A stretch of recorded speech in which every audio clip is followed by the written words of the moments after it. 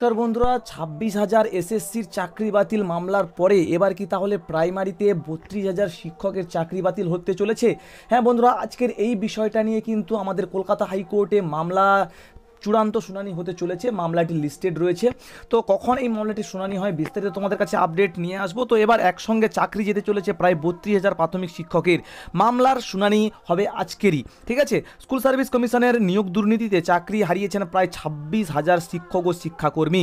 চাকরি হারানোর পর এবার প্রাথমিক নিয়োগ দুর্নীতি ঝুলে থাকার এই মামলাটি কিন্তু দ্রুত শুনানি করানোর জন্য এটা কিন্তু লিস্টেড করা হয়েছে এবং এই মামলাটির শুনানি কিন্তু আজকের হতে চলেছে। দীর্ঘদিন ধরে আটকে রয়েছে এই মামলাটি, তো এর ফলে চরম অনিশ্চয়তার মধ্যে কিন্তু কাটছে চাকরি প্রার্থীদের। কেননা তোমরা প্রত্যেকেই জানো, ইতিপূর্বেই কিন্তু 26,000 চাকরি বাতিলের মামলাতে পুরো 26,000-এর প্যানেলটাকে কিন্তু বাতিল করে দেওয়া হয়েছে।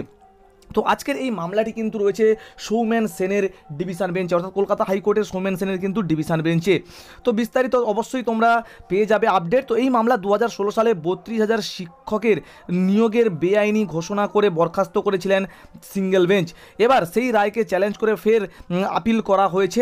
তো প্রসঙ্গত 2014 সালে টেট উত্তীর্ণদের নিয়ে 2016 সালে প্রাথমিকে শিক্ষক নিয়োগ প্রক্রিয়া শুরু হয়েছিল। এবার চাকরি পেয়েছেন প্রায় 43,000 চাকরি প্রার্থী। তবে এই নিয়োগ নিয়ে একাধিক অনিয়ম ও ত্রুটি রয়েছে বলে কিন্তু জানানো হয়েছে।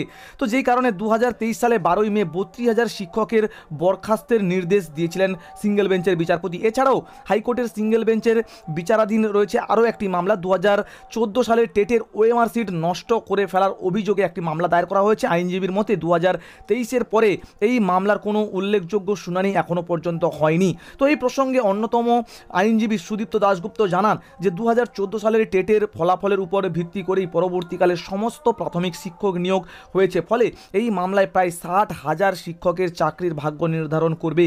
তো আমরা যত দ্রুত পারবো এই মামলার শুনানির জন্য আদালতে আবেদন করব। তো বন্ধুরা, তোমরা প্রত্যেকেই জানো 2014 সালে প্রায় 42,000 মতো শিক্ষক নিয়োগ হয়েছে এবং 2016 সালে যে শিক্ষক নিয়োগ হয়েছে প্রায় 16,500 মতো শিক্ষক নিয়োগ হয়েছে। প্রায় বলতে গেলে 60,000 কিন্তু শিক্ষক নিয়োগ হয়েছে, যার মধ্যে প্রচুর অনিয়ম কিন্তু রয়েছে। তো সেই কারণে 32,000 শিক্ষকের উপর কিন্তু একটা মামলা দায়ের করা হয়েছে এবং সেই মামলাটির কিন্তু আজকের চূড়ান্ত শুনানি হতে চলেছে কলকাতা হাইকোর্টের ডিভিশন বেঞ্চে। তো এটা নিয়ে সবাই অনিশ্চয়তার মধ্যে রয়েছে।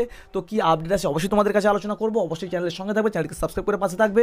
তো আর বলে রাখি বন্ধুরা, যেহেতু 26,000 চাকরি বাতিল হয়ে গেল, তো অবশ্যই একটা দ্বিধার মধ্যে থাকতে হচ্ছে, একটা মনের মধ্যে একটা সংকোচন ভাব কিন্তু তৈরি হচ্ছে। তো কি হতে চলেছে অবশ্যই সঙ্গে থাকবে, অবশ্যই চ্যানেলটিকে সাবস্ক্রাইব করে পাশে থাকবে। খুব শীঘ্রই তোমাদের কাছে আপডেট নিয়ে আসবো। অবশ্যই তোমরা কিন্তু চ্যানেলটিকে সাবস্ক্রাইব করে পাশে থাকবে। দেখা হচ্ছে পরবর্তী ভিডিওতে। ভালো থেকো সবাই, সুস্থ থেকো সবাই। Thanks for watching. টাটা, জয় হিন্দ, বাই।